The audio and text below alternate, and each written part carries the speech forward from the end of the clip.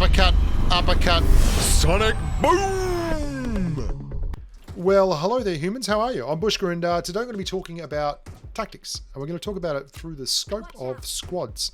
I got ace again this season. I don't know, I've got ace a lot of times in my life, but this season was particularly boring. And I don't have time to grind for Conqueror or anything. Hell, I could not imagine a worse fate right now than grinding to Conqueror in squads, TPP squads. It would be like poking your eyeballs out with a blunt spoon. Why? Well, I have answers for you, but we're going to talk tactics anyway.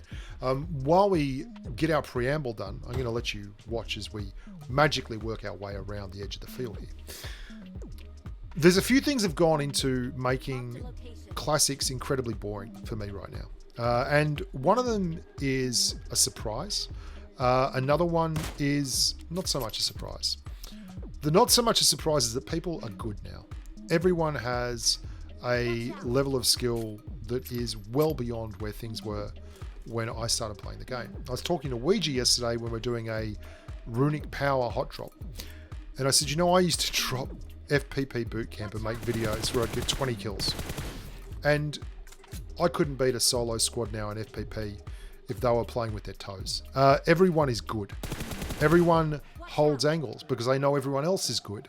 So people don't like giving people advantages. People have become slow. And one of the reasons they have become slow isn't just that everyone else is good, it's that their rating only counts on one server. This is something no one really talks about. But when you had the ability to play North America or Asia, you could play Asia for your rating, like I did, and you could play North America for your fun, like I did. So I could go and play solo squads on North America, or solo duos, or just play with my mates and help them grind, and I could just be the point man and go ham. Or you could go to Asia and you could sweat out a win with your good buddies and climb your way to Conqueror. That's not the case anymore. You've only got one server now. You don't have the opportunity to play more servers as a default. And that's really sad because it's intensely limiting when you play. If you get to a decent rating, you can't just go and hot drop and keep that rating because people are too good and they will rip you apart. Okay? So that's the rating conversation out of the way. And now we're going to talk a little bit of tactics. Well, nearly. FPP is the other thing. If FPP was a thing, that would be a queue you could go to and you could have a crack. But obviously, regardless of the best efforts by Tencent, there's just too many cheats. FPP is littered with X-ray users, absolutely littered with X-ray users. And that's where its real value is. I mean, you can sit behind this wall and I can see everything going on over the other side of the road. If I'm in FPP, all I see is a wall. So someone using X-ray in FPP gets way more out of the value of the cheat than they do if they're running it in TPP. It's just exponential. There are so many players in FPP that you just watch it and you'll get to the final circles if you ever do play, and it'll be Conqueror, Conqueror, Conqueror, and they're all using X-ray, and it's just so frustrating to watch as they both look at each other through cars and rocks and things. It's just weird. Anyway, so people have got better. And you can see it in the gameplays. I cut so much footage every week, over 20 hours a week of footage, of gameplay footage. I cut that much every single week into clips and ideas and thought trains of videos. And I can see in the performance of the guys I play with, the patrons I play with, even new patrons, and the people we're playing against, even at low tiers, that there is an inherent knowledge of the way the game is played, of getting people up, of holding angles, of double pushing, of hit point trading, of, you know, surrounding and then coming in all at once. It's pretty impressive. Everyone bot calls now, you know, and sometimes it works and sometimes it doesn't, but it's a real thing. And final circles, you do not give up an advantage in a final circle because they will take it, strangle you with it, and then walk away with the win. It's a real thing to need to grind a win out from start to finish.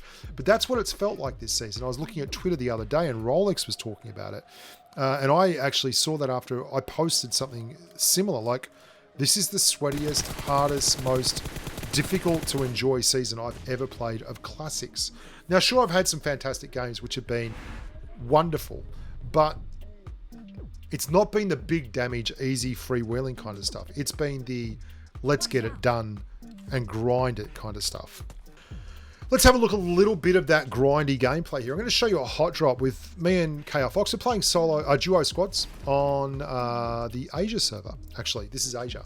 That's another thing. I've found Asia to be particularly difficult this season, harder than North America.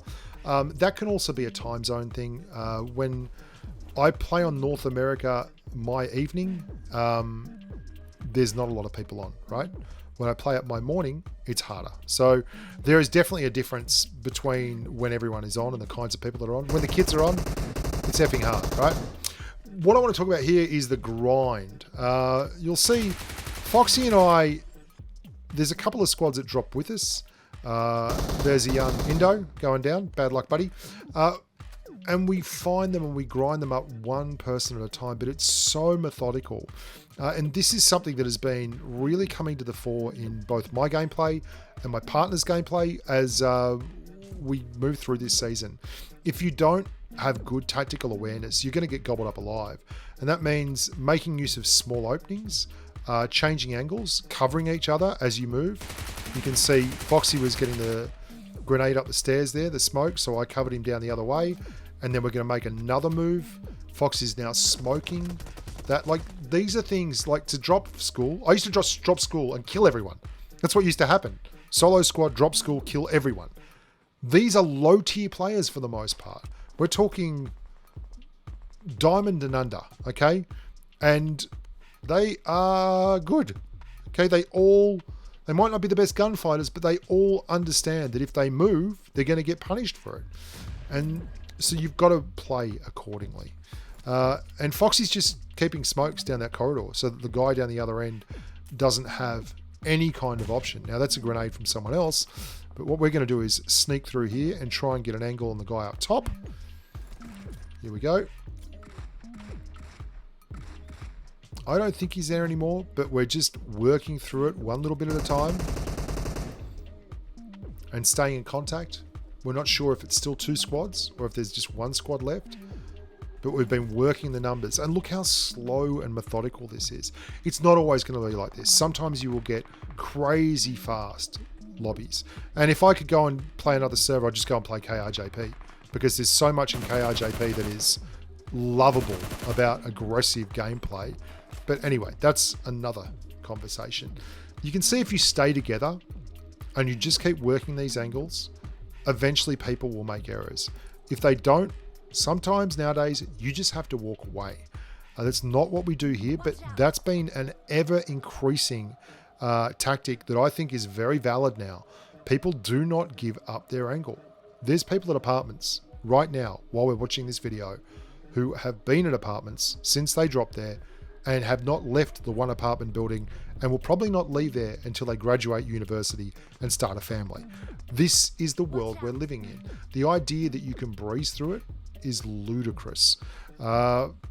Maybe you're going to get lobbies where that's possible. Sometimes it's rare. But you hear that's the first footstep we've heard for like a minute. These people are not coming out to play. You are going to have to go and find them and flush them out. And that means teamwork. So what do? Well, you have to play close. You have to stay connected. You have to provide interlocking fields of fire, and you have to talk. If you're not talking, you're going to be struggling tremendously to get things done. Oh, here comes the red zone, and here comes the bot. Listening now. Knowing where they are is the hilarious thing. Like, honestly, it is the most ridiculous thing, knowing where these people are. So we're going to smoke him out first so that he can't see us.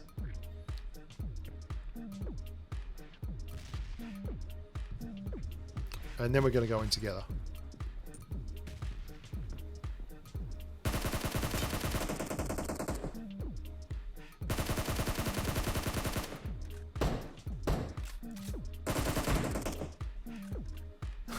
This is still not the end of this squad. Do you see what I mean about this season? If I had just been solo squatting here and running around, one of these grubs probably gets me. Because TPP by its very name is third party. Okay, it's a third party's perspective. That means people are looking from a third party position. Look at this. It's torture. Thank you so much for watching. I hope you're having a good season. Thank God Runic Power is back. Can't wait to talk more. And I'll see you all soon. Bye for now.